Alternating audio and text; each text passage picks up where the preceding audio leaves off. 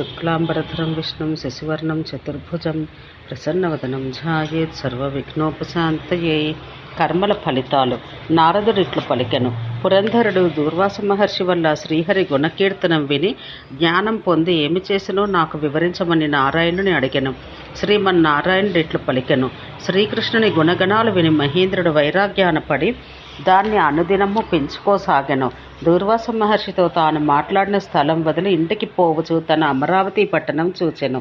ఆ పట్టణాన్ని అప్పటికే దైత్యులు అసురులు ఆక్రమించుకున్నారు. ఇంద్రుని బంధువులందరూ విషాదంతో ఉన్నారు. ఒక చోట అసలు అతని బంధువే కనబడలేదు. అట్లే అతని తల్లి, తండ్రి, భార్య మొదలగు వారు అతనికి కనిపించలేదు. తన పట్టణాన్ని శత్రువులు ఆక్రమించుకున్నారని సంపూర్ణంగా తెలుసుకొని తన గురువగు బృహస్పతిని వెతుకుచూపోయెను. ఆ సమయాన బృహస్పతి దేవగంగ యొక్క తీరంలో ఉండెను.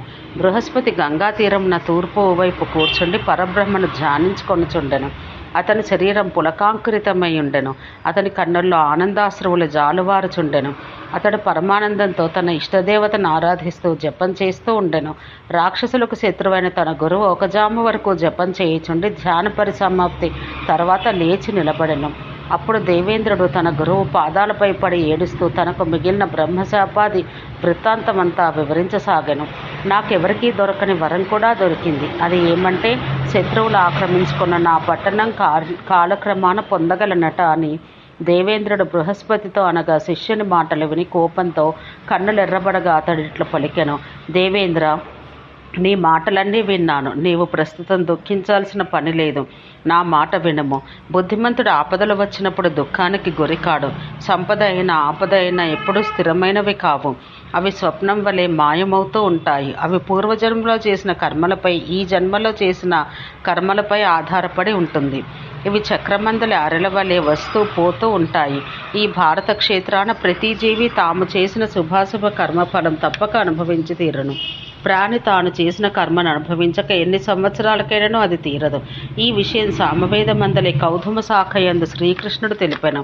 జీవులు చేసిన కర్మఫలాలన్నింటినీ అనుభవించి ఇంకనూ కర్మభోగం మిగిలితే తదనురూపమైన జన్మను భారత భూమి యందు ఇతరత్రా పొందుతున్నారు. మానవుడు తాను చేసిన కర్మల వల్ల బ్రహ్మశాపాన్ని, దైన్యాన్ని, శుభాశీస్సులను, అంతులేని సంపద పొందుతున్నారు.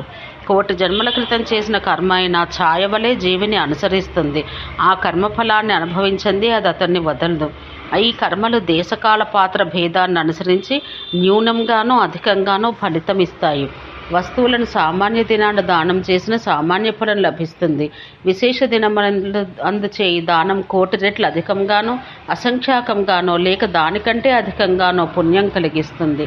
అట్లే సామాన్య ప్రదేశాన్ని చేసిన దానము సామాన్య ఫలితం ఇయ్యగా, విశిష్టమైన స్థలాలలో చేసిన దానం 1,000,000 రెట్లు కానీ అంతకంటే అధికమైన ఫలితం కానీ ఇచ్చును.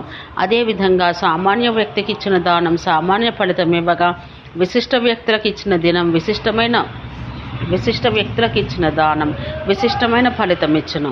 రైతులు పంటలు పండించినప్పుడు క్షేత్రభేదం వల్ల, వస్తుభేదం వల్ల పంటలు ఎలా అధికంగా తక్కువగా పండుతున్నాయో అలాగే దాన సమయాన దిన దేశ పాత్ర భేదమున ఫలితములలో మార్పులు కనిపిస్తున్నాయి. బ్రాహ్మణునికి సామాన్య దినాన దానం చేస్తే సామాన్య ఫలితం లభిస్తుంది. అదే అమావాస్య నాడు సూర్య సంక్రాంతి సమయాన చేసిన దానం 100 రెట్లు ఎక్కువ ఫలితం ఇస్తుంది. అదే చంద్రగ్రహణ సమయాన చేస్తే 1,000,000 రెట్లు ఎక్కువ ఫలితం లభిస్తుంది. సూర్యగ్రహణ కాలాన చేసిన దానం దానికంటే 10 రెట్లు ఎక్కువ ఫలితం ఇస్తుంది. అక్షయ తృతీయ నాడు చేసిన దానం అక్షయ ఫలితం ఇస్తుంది.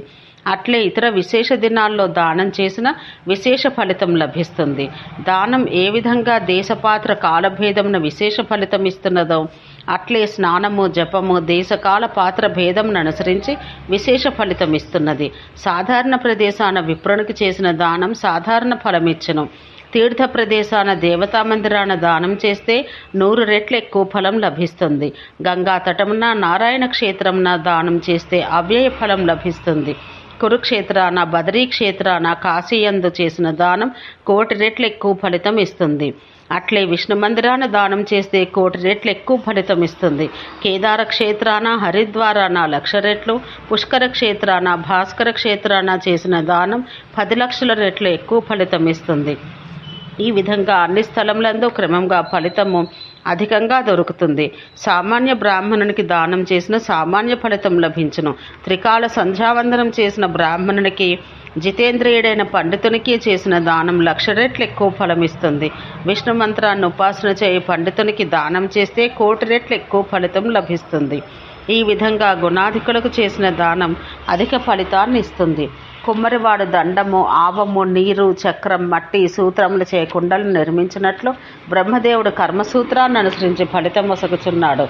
అందువల్ల నీవు ఎవరి ఆజ్ఞ వల్ల ఈ సృష్టి జరుగుతున్నదో ఆ నారాయణుడు సేవించము. ఆ నారాయణుడు అందరినీ సృష్టించేవాడు, రక్షించేవాడు, సంహరించేవాడు. కాలునకే కాలుడు. మహావిపత్తు సమయాన మధుసూదనుని స్మరిస్తే సంపదలు కలుగునని శంకరుడు చెప్పెను. బృహస్పతి తన శిష్యుడగు దేవేంద్రునికి ఈ విధంగా బోధించి అతన్ని కౌగిలించుకుని శుభాశీసులు ఒసగి చేయవలసిన పనిని బోధించెను. ఓం శాంతి శాంతి శాంతి.